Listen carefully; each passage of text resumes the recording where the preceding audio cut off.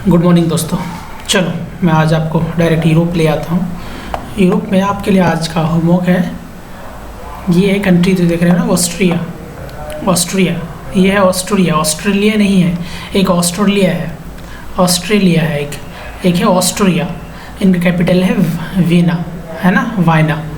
ठीक है, तो ये आपके लिए होमवर्क है। इसका करेंसी बताना है, इसका कैपिटल करेंसी। आप कमेंट बॉक्स में इसका आंसर लिखेंगे। आप लोग कमेंट बॉक्स में कुछ लिखते ही नहीं है, आप आंसर लिखना है कमेंट बॉक्स में, ऑस्ट्रिया का कैपिटल और करेंसी। साथ साथ इसके आसपास भी देश देख लिया करो, जैसे कि स्लोवाकिया है ना, सीजेच, या फिर ये जर्मनी, और यहाँ पे है आपका, ठीक है, ये कंट्री है जो भी नाम है उल्टा सीधा, और ये इटली है आपके, ठीक है। और इसी तरीके से इधर भी है स्लोवेनिया, और ये हंगरी, स्लोवाकिया, और ये चेक, ऑस्ट्रिया, सर्बिया, रोमानिया, यहाँ देखो मैसिडोनिया, बल्गारिया, कोसोवो, मोंटेग्रो, ठीक है, अल्बानिया। और ये सी देख लिया करो, एड्रियाटिक सी, ये पूरे सी जो है ना, ये बड़ा वाला, ये मेडिटेरेनियन सी। और यहाँ भी देख लिया करो फ्रांस, ये इसको भी देख लिया करो, नीदरलैंड, ठीक है, यहाँ पास है बेल्जियम। और यहाँ एक ये देख लो इंग्लिश चैनल है। चैनल थोड़ा सा लार्ज है, लेकिन चैनल के अंदर जो नैरो चैनल होता है ना, सबसे नैरो, उसे बोलते हैं स्ट्रेट। यहाँ एक स्ट्रेट है, डोवर स्ट्रेट, ठीक, डोवर स्ट्रेट। चलो आज के लिए मैप और कितना ही, आगे चलता हूँ। तो आज हम लोग पढ़ेंगे न्यू कंजर्वेटिज्म आफ्टर 1815। आपको कहानी बताता हूँ। 1789 से लेकर के 1799 तक फ्रेंच रेवोल्यूशन होता है। क्या होता है यहाँ पे? फ्रेंच रेवोल्यूशन होता है। कब से कब तक? 1789 से 1799 तक, ठीक है। क्या होता है फ्रेंच रेवोल्यूशन में? फ्रेंच रेवोल्यूशन में जो बोर्बन डायनेस्टी के लुइस की सरकार होती है, और उस समय में जो किंग होता है वो लुइस 16। तो लुइस 16 के खिलाफ एक रेवोल्यूशन होता है।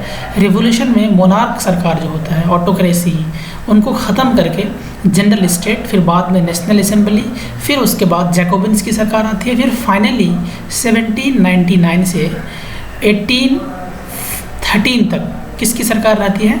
नेपोलियन की। किसकी? नेपोलियन। लगभग बता रहा हूँ, ये नेपोलियन एक मोनार्क रहता है, ठीक है। भले ही ये डेमोक्रेसी को पसंद नहीं करता, लेकिन एडमिनिस्ट्रेटिव फील्ड में बहुत अच्छा काम करता है। मैं आपको पढ़ाया था 1804 में नेपोलियनिक सिविल कोड। लेकिन जब जो लिपजिंग की लड़ाई में नेपोलियन हार जाता है, या वाटरलू की लड़ाई में, उसके बाद क्या होता है? उसके बाद एक नया क्लास आता है यूरोप में। क्लास का मतलब आप समझ रहे हैं ना, एक ग्रुप ऑफ पीपल, जिसे हम बोलते हैं कंजर्वेटिज्म। तो कंजर्वेटिज्म क्या होते हैं? एक पॉलिटिकल फिलोसफी है जो किस पर जोर देता है, इम्पोर्टेंस किस पर देता है? वो ट्रेडिशन, जो उनके परंपरागत चीज़ है, इस्टेब्लिश्ड है ना इंस्टीट्यूशन, और उसी तरीके से कस्टम्स, उनके जो रीति होते हैं, और प्रीफर्ड ग्रेजुअल डेवलपमेंट, है ना, टू क्विक चेंज। मतलब कोई चीज़ अचानक अगर चेंज हो गया तो ये लोग गुस्सा जाता है। मतलब कोई चीज़ चेंज मतलब धीरे धीरे चेंज होना पसंद करता है। जैसे आप समझ सकते हैं कि आज के डेट में अगर आप टिकटॉक चला रहे हो, या फेसबुक चला रहे हो, व्हाट्सअप चला रहे हो, तो हमारे जो बड़े बूढ़े दादा है खास करके, या फिर ताऊजी है, आजकल की लड़कियां बिगड़ गए हैं, लड़का बिगड़ गए हैं, दिन भर तो क्या क्या देखते रहते हैं, टिकटॉक चलाते रहते हैं, ठीक है। इस तरह की बात उन्हें पसंद नहीं लगता है। इसे हम बोलते हो कंजर्वेटिज्म, जो पुराने ज़माने की सोच के लोग होते हैं। सिंपल भाषा में अगर आप कहें तो, ठीक है। अगर वो कहते हैं कि टिकटॉक चलाने से बिगड़ जाता है, कैसे बिगड़ गया बताओ? आप टिकटॉक चला रहे हो, थोड़ा सा वीडियो देख रहे हो, मूड फ्रेश कर रहे हो, फेसबुक चला रहे हो, फ्रेंड्स दोस्त बना रहे हो, उसी तरीके से व्हाट्सअप में दुनिया से कनेक्ट है, फ़ोन में बात कर रहे हैं, कितनी अच्छी अच्छी चीज़ आ रहा है। इंटरनेट से हम दुनिया एक हो गए। कोई दोस्त चाहे हमारा 7 समंदर पार क्यों ना हो, हम उनसे आसानी से बात कर सकते हैं। अपनी जो बात है उनको हम रख सकते हैं। मैं आपको पढ़ा रहा हूँ तो ये, लेकिन यही सब चीज़ किसी को पसंद नहीं आता है। अगर आप टिकटॉक चलाओगे या फेसबुक, हम ये नहीं कहते दिन भर चलाओ, पढ़ाई से बोर होने के बाद थोड़ी देर, 1 आध घंटे, आधा घंटा दिन में अगर चला लेते हैं तो ये हमारे लिए अच्छी बात है। लेकिन यही कंजर्वेटिज्म जो सोच के हैं, वो अपने बच्चों को, खास करके लड़कियों को, आप टिकटॉक चलाओगे तो लड़कियां बिगड़ जाएगी, और उसी तरीके से पढ़ाई नहीं करेगी, है ना। अगर मान लेते हैं कि लव मैरिज कर लिया तो ये लड़की हमारे नाम ख़राब कर देगी। क्यों? क्या उनको पसंद करने का हक़ नहीं है? क्या उसे अपनी ज़िंदगी जीने का हक़ नहीं है? है ना, हक़ है। वो अपने तरीके से ज़िंदगी जैसे जिए, उनकी अपनी लिबर्टी है, आज़ादी है, फ्रीडम है। वो टिकटॉक चलाए, फेसबुक चलाए, कहीं भी पढ़े, दिल्ली में पढ़े, लंदन में पढ़े, उनकी आज़ादी है, कोई भी कपड़े पहने, हमें उनसे क्या लेना देना है, ठीक है। अगर कोई इस तरह का जो देखते हैं ना, कोई कपड़े अगर जैसे सानिया मिर्जा अगर छोटी कपड़े पहन रहा है फिर भी इन लोगों को दिक्कत है। तो ये जो लोग हैं दैट इज कॉल्ड कंजर्वेटिज्म, जो पुराने ख्यालात के, ये हिंदू में भी है और मुस्लिम में भी है और क्रिश्चियन में भी है, हर रिलीजन में है। मैं ये नहीं कह रहा हूँ कि सिर्फ मुस्लिम में ही सानिया मिर्जा की, ये बहुत सारे ऐसे हैं, ठीक है। तो ऐसे लोग कंजर्वेटिज्म लोग, तो यूरोप में भी कंजर्वेटिज्म थे, ठीक है। तो कंजर्वेटिव बिलीव्ड, क्या बिलीव करता था कंजर्वेटिज्म? हाँ चलो, तो नेपोलियन के डिफीट के बाद यूरोपियन गवर्नमेंट किसके थ्रू चलाना चाहता था, किसके अंदर सबसे ज़्यादा मतलब प्रभाव था, उनके कंजर्वेटिज्म का प्रभाव था 1815 में नेपोलियन के हारने के बाद। तो कंजर्वेटिज्म मतलब नेपोलियन हारने के बाद कंजर्वेटिज्म आया, ठीक है, उनका दबदबा चला। तो कंजर्वेटिज्म क्या बिलीव करता था? इस्टेब्लिश्ड ट्रेडिशन, इंस्टीट्यूशन, जो पुराने ज़माना का इंस्टीट्यूशन था ना, उन्हीं को कहाँ पर, स्टेट में और सोसाइटी में। जैसे कि आप जान सकते हैं मोनार्क, ठीक है, मोनार्की लेके आना है, चर्च को पूरा पावर देना है। जैसे कि चर्च बताया था ना, द हेड ऑफ द, जो चर्च का जो हेड होता है, मॉन्क्स एंड नन्स, वो लोग यूरोप के लोगों के मतलब हर एस्पेक्ट्स ऑफ लाइफ को वो क्या करता था, उसके हर एस्पेक्ट्स ऑफ लाइफ को कंट्रोल करता था, ठीक है। मतलब मैरिज रजिस्टर्ड करना पड़ेगा, हर 2-3 महीना में आके आपको टैक्स देना पड़ेगा, क्योंकि आप 2-3 महीना में कोई गुनाह कर चुके होंगे और उस गुनाह का माफ़ी कौन करवाएगा? हम ही तो करवाएंगे। सोशल हायरार्कीज मतलब ऊंच नीच मतलब रहना चाहिए, कोई एलर्जी और एरिस्टोक्रेसी जो अपर क्लास है ना, प्रॉपर्टी सबके पास अपना होना चाहिए जो जिसके पास है। लेकिन इसी में ज़्यादातर जो कंजर्वेटिज्म था, ये उनकी सोच है, यहाँ लिखा हुआ है पूरे के पूरे, चर्च का होना चाहिए, सोशल हायरार्की मतलब ऊंच नीच होना चाहिए। लेकिन यहाँ देखो, मोस्ट कंजर्वेटिज्म, ज़्यादातर conservatism did not propose return to society of pre revolutionary. लेकिन ज़्यादातर जो कंजर्वेटिज्म था वो प्री रिवोल्यूशनरी, मतलब जो 1789 में रिवोल्यूशन आया था उससे पहले जैसे था उसमें नहीं आना चाहता था, उतना बुरे दौर में भी नहीं आना चाहता था। ऐसा नहीं है कि 1789 से पहले जो लुईस 16 का समय था, इकोनॉमिक क्राइसिस वहाँ था, वहाँ पॉलिटिकल सिचुएशन था, उसमें भी नहीं आना चाहता था। थोड़ा सा वो पसंद किसको करता था? नेपोलियन ने जो चेंज किया था, मॉडर्नाइजेशन लाया था, उनको ये लोग पसंद करता था। क्यों? क्योंकि वो सोचता था कि जो नेपोलियन ने जो मॉडर्नाइज किया इंस्टीट्यूशन को, जैसे कि मोनार्की को, ठीक है, उस तरह का होना चाहिए। क्यों? क्योंकि इसमें क्या होगा, स्टेट की पावर को और ज़्यादा बनाएगा, इफेक्टिव बनाएगा और स्ट्रॉन्ग बनाएगा। जैसे कि मॉडर्न आर्मी के पास हथियार होगा। मॉडर्नाइजेशन ऑफ आर्मी करने से, ये किसने किया था? नेपोलियन तो मोनार्क था ही, लेकिन मॉडर्नाइजेशन लाया था, मॉडर्न आर्मी। इसी तरीके से एफिशिएंट ब्यूरोक्रेसी का मतलब IAS IPS सिंपल भाषा में, इनके पास एफिशिएंट ब्यूरोक्रेसी था, मतलब इनके पास काफ़ी शानदार IAS IPS के लिए गाड़ी हो, रोड हो, और उसी तरीके से टेक्नोलॉजी का यूज़ करिए। डायनेमिक इकोनॉमी मतलब इंडस्ट्री का इस्टेब्लिश करना। ऐसा नहीं कि जो लुईस 16 के समय इंडस्ट्री नहीं था तो इंडस्ट्री बंद कर देंगे, नहीं, कुछ इंडस्ट्री भी होना चाहिए ताकि उसमें गन, बॉम्ब, आर्म्स, एमुनेशन बन सके और हमारे आर्मी के पास भी बहुत सारे हथियार हो सके, तो इससे हम अच्छे से लड़ाई लड़ सकते हैं और जंग जीत सकते हैं। इसमें जो फ्यूडलिज्म को ख़त्म किया था, मतलब क्लेर्जी और नोबिलिटी के पावर को ख़त्म किया था, है ना, चर्च के पावर को ख़त्म किया था, फ्यूडलिज्म सिस्टम खत्म किया था। जब फ्यूडलिज्म के पावर खत्म किया तो किसके पास सबके सब पावर आ गया? मोनार्की के पास आ गया। सेल्फडम मैं आपको बताया था, ये भी खत्म किया था। सेल्फडम मतलब एक बड़ा जो जमींदार था उनके पावर को ख़त्म कर दिया। तो ये क्या करेंगे? ऑटोक्रेटिक मोनार्की को और बढ़ावा देगा। मतलब मोनार्क के जो हेड होगा, मोनार्क का हेड कौन होगा? किंग। इनके पास सब पावर, मतलब जमींदार के पावर ख़त्म कर दिया और किसको ख़त्म कर दिया? सर्फडम ख़त्म कर दिया, सब फ्यूडलिज्म ख़त्म कर दिया और मॉडर्नाइजेशन लाया। जब ये सब चीज़ लेकर के आएगा तो क्या होगा? तो क्या हो जाएगा? सब के सब पावर किंग के पास। मतलब ये सब तो चाहता था कि नेपोलियन ने जो चेंज लाया उसे ख़त्म कर दो, ठीक है। सोशल हायरार्की चाहता था, चर्च का पावर चाहता था, मोनार्की चाहता था, लेकिन ज़्यादातर लोग 100% नहीं, मोस्ट कंजर्वेटिज्म वर्ड पर ध्यान दो, ज़्यादा ये चाहता था कि मॉडर्नाइजेशन हो, अच्छा फैक्ट्री एस्टेब्लिश हो, डायनेमिक इकोनॉमी हो, ताकि हमारे पास और ज़्यादा पावर आए, ठीक है। तो 1815 का जो ये था, इसमें हुआ क्या था? असल में हुआ था क्या कि यूरोप के पूरे यूरोपियन पावर, जैसे कि आप ब्रिटेन, रसिया, प्रेसिया, ऑस्ट्रिया, इनके रिप्रेजेंटेटिव मतलब इनके हेड आप देख सकते हैं।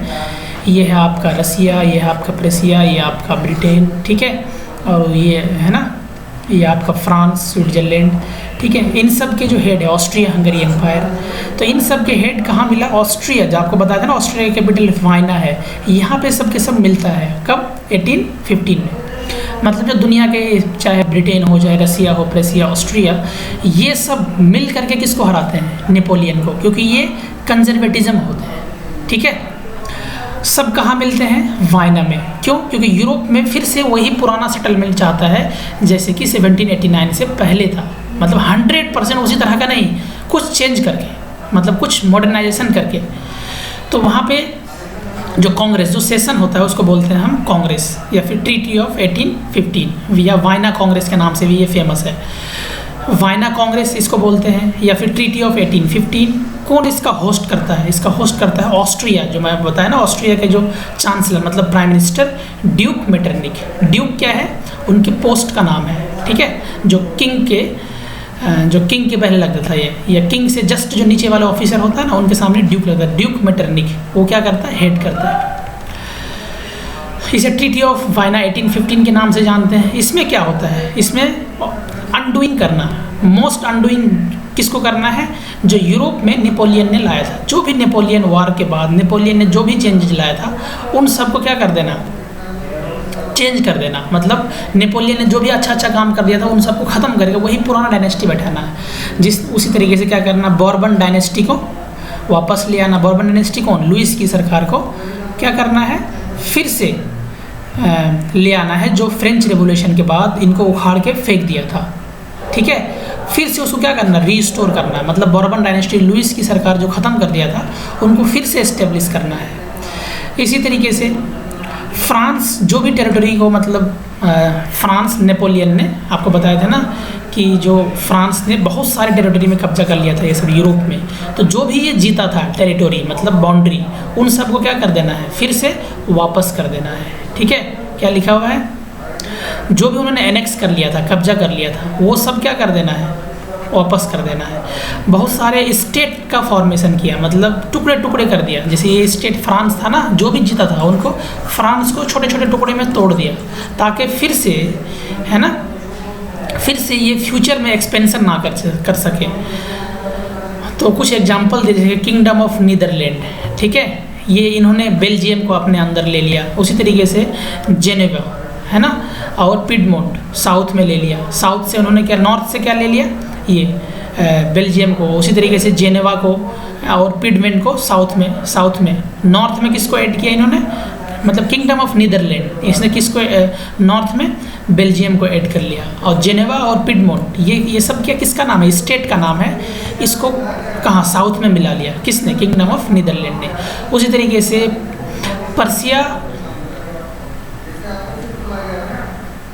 Persia was given important western frontier. Persia को भी कुछ वेस्टर्न, मतलब वेस्टर्न फ्रंटियर को भी, पर्सिया को भी कुछ मतलब मिला, ठीक है। उसी तरीके से नॉर्दर्न इटली का कुछ पार्ट को ऑस्ट्रिया को मिला है, ठीक है। और फिर देखो आप, लेकिन एक चीज़ नहीं हुआ था। क्या नहीं हुआ था? जो नेपोलियन ने 39 स्टेट का कॉन्फेडरेशन बनाया था, उसको अनटच किया, मतलब उसको कोई चेंज नहीं किया। तो रसिया को भी कहाँ मिला? पोलैंड के कुछ हिस्सा रसिया को मिल गया, सैक्सोनी का कुछ हिस्सा प्रेसिया को मिल गया, ठीक है। मतलब मिल बांट के, कहने का मतलब ये है कि जितने भी ये लोग मिला दुनिया 1815 में जो बैठा था, जो भी मतलब नेपोलियन ने जीता था, जो भी टेरिटरी, फिर से उसको क्या कर लिया ये लोग, ये जो बड़े बड़े राजा, इसके राजा, ऑस्ट्रिया के राजा, पर्सिया के राजा, इन सब के राजा ने यहाँ बैठ करके ये डिसाइड किया, जो भी इन्होंने जीता था ना, कौन? नेपोलियन ने, सबको हम लोग मिल बांट के फिर से ले लेते हैं। तो इन्होंने फिर से क्या कर लिया? मिल बांट के खा लिया, मतलब मिल बांट के ले लिया, ठीक है। तो जो कंजर्वेटिज्म रिजाइम को सेट किया गया है ना, वो कंजर्वेटिज्म रिजाइम मतलब 100% कंजर्वेटिज्म सरकार वापस ले आया, जिसे हम ऑटोक्रेटिक गवर्नमेंट बोलता हूँ। कंजर्वेटिज्म, है ना, समझ गया ना, कंजर्वेटिज्म आपको पहले ही बताए थे।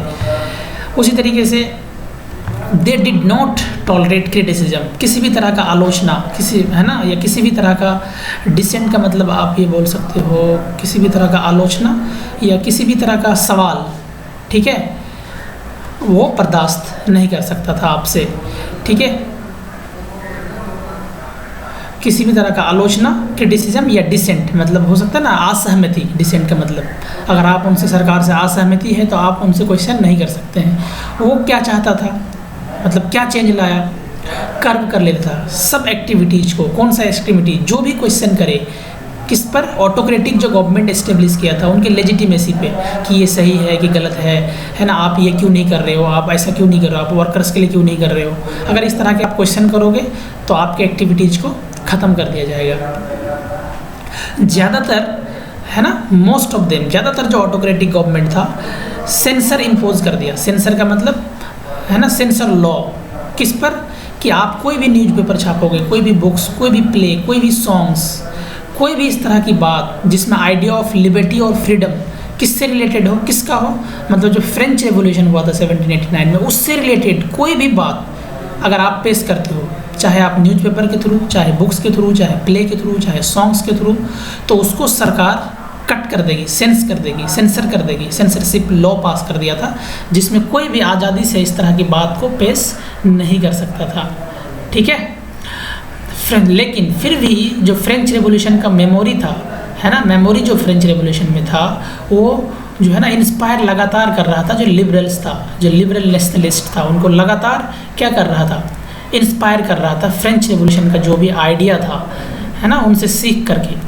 वो लगातार क्रिटिसिज्म किसका कर रहा था, कंजर्वेटिज्म का। क्यों कर रहा था, क्योंकि फ्रीडम ऑफ प्रेस नहीं था। फ्रीडम ऑफ प्रेस का मतलब इनको कोई बोलने की, न्यूज़पेपर छापने की, सॉन्ग्स की, नाटक की कुछ भी नहीं था। यहाँ एक शानदार पिक्चर से आपको दिखाया गया है, देखो यहाँ पे सब लोग बैठे हुए हैं, कैरिकेचर है, मतलब इस तरह की जो क्रिटिसिज्म सरकार के खिलाफ आवाज़ उठाने के लिए इस तरह की कोई कार्टून बनाना जिसमें सरकार पर सवाल उठाए, ठीक है, तो उसे हम बोलते हैं कैरिकेचर, मतलब सरकार से सवाल करे या फिर कार्टून बना करके एक क्रिटिकल कार्टून, मतलब है ना, समझ गए आप कि सरकार के आलोचना करना, तो इस तरह को हम बोलते हैं कैरिकेचर। तो एक कैरिकेचर है, इसमें किसी को यहाँ पे कुछ लिखा हुआ है, यहाँ पे कुछ लिखा हुआ है, देखो यहाँ एक प्लेक है, यहाँ एक बोर्ड है।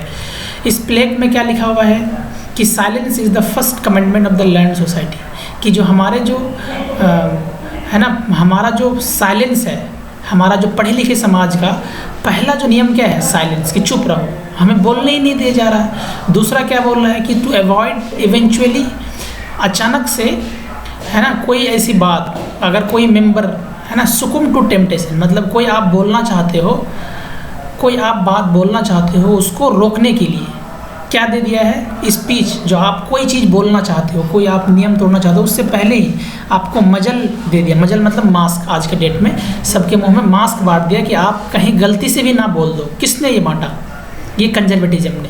तो यहाँ क्वेश्चन है, what is the caricature trying to depict. तो कैरिकेचर क्या कहने की कोशिश कर रहा है, कैरिकेचर ये कोशिश कर रहा है कि किसी भी पढ़े लिखे समाज को, किसी को भी बोलने की आज़ादी नहीं है, मतलब सरकार की क्रिटिसिज्म कर रहे हैं ये कार्टून कि इस तरह की है, पढ़े लिखे समाज है, किसी को बोलने नहीं दे रहा है, बोलने से पहले ही उसे मास्क का बंटवारा कर दिया जा रहा है। ठीक है, आई होप आपको समझ में आया होगा।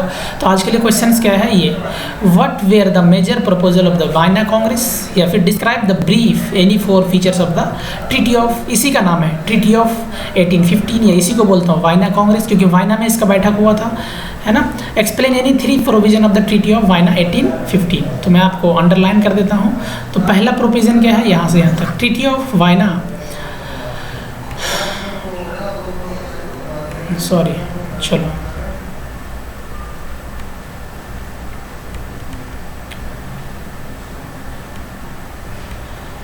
तो यहाँ से है पहला, treaty of Vienna of 1815 with object of undoing change. यहाँ से यहाँ जो आप कलर देख रहे हो ना, यहाँ तक ये हो गया, दूसरा पॉइंट ये हो गया, ठीक है, तीसरा पॉइंट ये हो गया फ्रांस से लेकर के नेपोलियन तक, चौथा पॉइंट ये हो गया यहाँ से लेकर के यहाँ तक जो कलर है, ठीक है। नेक्स्ट पॉइंट ये हो गया, 5th पॉइंट यहाँ से लेकर के यहाँ तक, ठीक है, समझ गए। इसका आंसर हो गया ये पहला पॉइंट, यहाँ से लेकर के ये जो कलर है, फिर ये इस कलर से लेकर के इस कलर तक दूसरा, फिर इस कलर से ये जो कलर देख रहे हो ना यहाँ तक तीसरा, और ये चौथा पॉइंट हो गया, और ये 5वां पॉइंट हो गया। चलो नेक्स्ट क्वेश्चन,